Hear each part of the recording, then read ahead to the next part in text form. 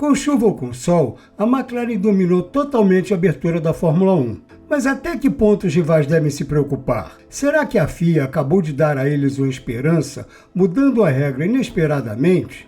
O domínio de Lando Norris e Oscar Piastri no Qualify se transformou em dobradinha em um grande prêmio da Austrália marcado pela chuva, mesmo com a pressão de Max Verstappen do início ao fim da corrida. Foi um começo intimidador, como definiu o chefe da Mercedes, Toto Wolff, que descreveu o ritmo da McLaren como forte demais.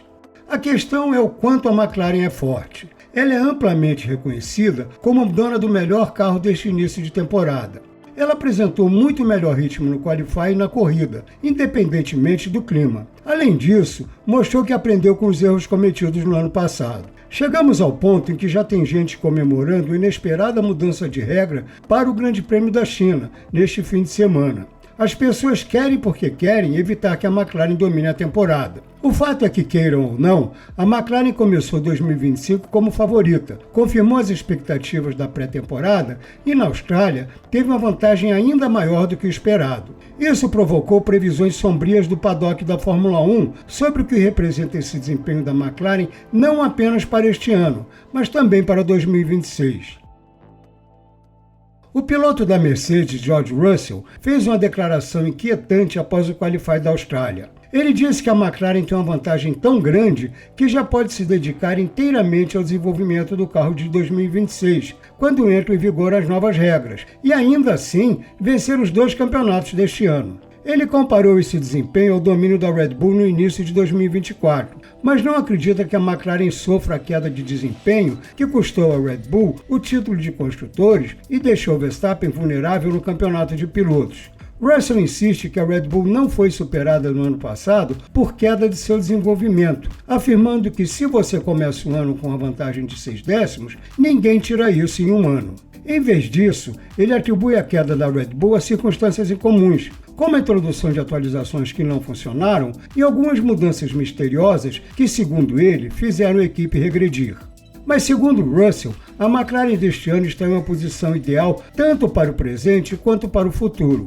Quando Norris e Piastri realmente forçaram o ritmo no Qualify e na parte mais seca da corrida, ficaram muito à frente de qualquer outro piloto. No Qualify, a vantagem foi de 4 décimos.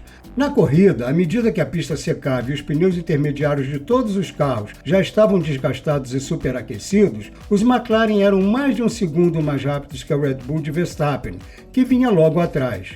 Foi uma demonstração de superioridade inquestionável, e a McLaren só não conseguiu a dobradinha por um erro de Piastri. Ainda assim, após a vitória, Norris afirmou que se a primeira corrida tivesse sido no Bahrein, a McLaren não teria vencido. Isso levanta a possibilidade do circuito de Melbourne ter favorecido significativamente a McLaren e cria esperanças de que a disputa seja mais equilibrada em outras pistas. O McLaren MCL39 é sem dúvida um carro rápido, e sua enorme vantagem na Austrália se constata com os tempos no terceiro setor durante o Qualify. Nos momentos decisivos do Q3, os pilotos da McLaren travavam uma disputa equilibrada com Verstappen e a Ferrari de Charles Leclerc até a curva 11. Mas ao final da volta, o tempo de Norris foi 385 milésimos melhor do que os de qualquer piloto das outras equipes, e quase toda essa vantagem foi conquistada no terceiro setor. Como George Russell disse no sábado, tudo aponta em uma só direção: os pneus. A curva rápida 9 e 10, que inicia o terceiro setor, exige muito dos pneus e dificulta o final da volta. A McLaren desgastava menos seus pneus ao longo da volta e tinha mais aderência da curva 11 até a linha de chegada. Pode-se pensar que isso vem de um melhor gerenciamento de pneus, mas o chefe da McLaren, André Stella, afirma que Norris e Piastri estavam acelerando ao máximo em todas as curvas.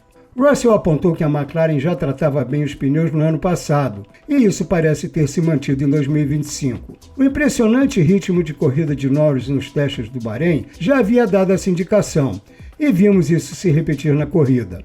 O cuidado que a McLaren tem com os pneus, especialmente os traseiros no setor final, parece ter feito toda a diferença na Austrália.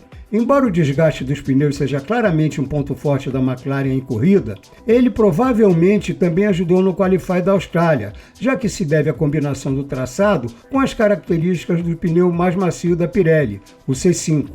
O tamanho dessa vantagem, no entanto, pode variar de pista para pista e depende das características dos pneus disponibilizados para cada fim de semana. Acompanhe essa temporada da Fórmula 1 de dentro da pista.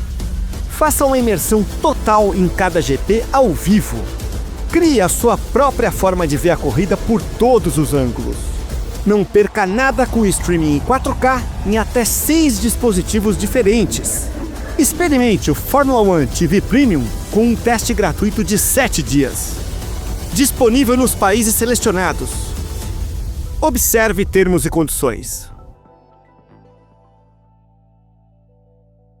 Dominar a aerodinâmica flexível tem sido fundamental na ascensão da McLaren. Não foi por acaso que Rob Marshall, engenheiro que trocou a Red Bull pela McLaren, subiu ao pódio junto com Norris. Marshall tem liderado os esforços da McLaren para explorar os limites das regras sobre a flexibilidade das asas dianteiras e traseiras. O Mini DRS, uma inovação introduzida pela McLaren, foi banido depois que Piastri utilizou para vencer no Azerbaijão no ano passado, mas ele é apenas uma pequena parte do arsenal aerodinâmico da equipe. Todas as escuderias tentam explorar ao máximo as regras das asas flexíveis, mas nenhuma teve mais sucesso do que a McLaren, o que deixou as outras equipes paranoicas. O domínio da McLaren neste início de temporada aumentou essa preocupação e levou os rivais a tentarem de tudo para frear o avanço da equipe. Por isso, está se vendo a introdução imediata de regras mais rígidas sobre a flexibilidade da asa traseira.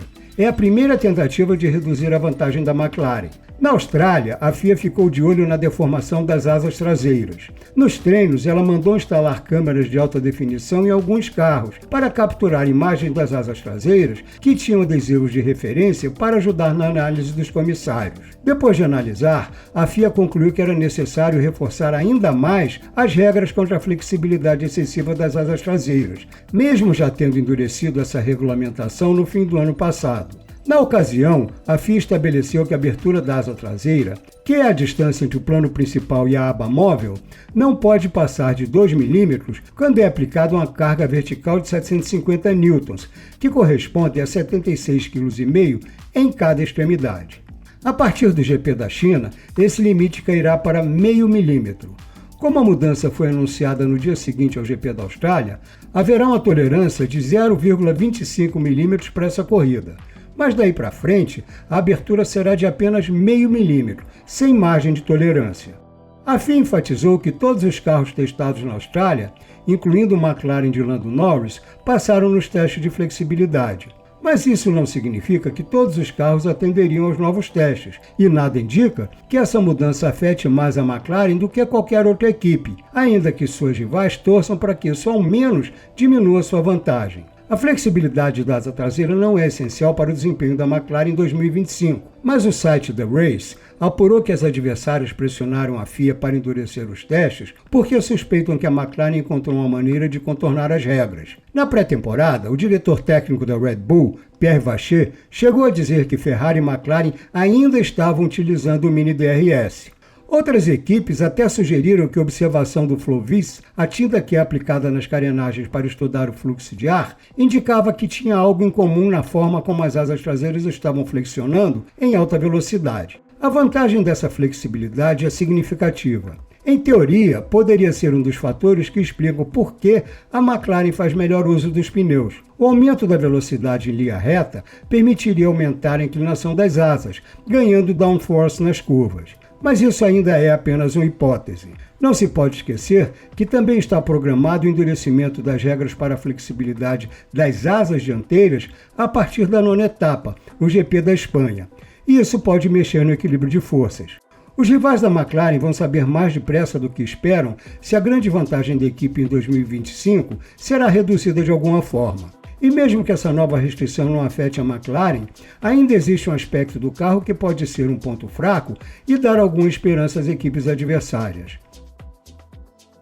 Como André Stella apontou em Melbourne, o sábado teve pouco vento, apenas uma brisa leve. E, segundo ele, isso pode causar erros na análise do desempenho dos carros. Isso explica porque Norris minimizou o potencial de seu carro. Ambos os pilotos da McLaren reclamaram que era difícil fazer uma volta rápida. Piastri resumiu bem ao dizer que o carro era veloz, mas também é traiçoeiro. Isso não foi problema no Qualify de Melbourne, embora os dois pilotos tenham cometido erros que comprometeram suas primeiras voltas no Q3. Mas essa preocupação ficou mais evidente nos testes do Bahrein, onde Norris mencionou a instabilidade na traseira do carro. É por isso que Stella teme que a McLaren tenha mais dificuldades em condições menos favoráveis. O GP da Austrália provou que a McLaren tem um carro rápido, mas ainda restam dúvidas sobre como ele se comportará em condições mais difíceis. Isso explica porque, mesmo com o impressionante começo de temporada, a McLaren ainda mantém uma certa cautela sobre seu domínio. Porém, considerando o desempenho do carro na pré-temporada e o fato de lá todas as equipes terem sofrido com as más condições, há grandes chances da McLaren continuar forte quando a Fórmula 1 voltar ao circuito do Bahrein. Isso, claro, se sua vantagem não for reduzida pela inesperada mudança de regra da FIA.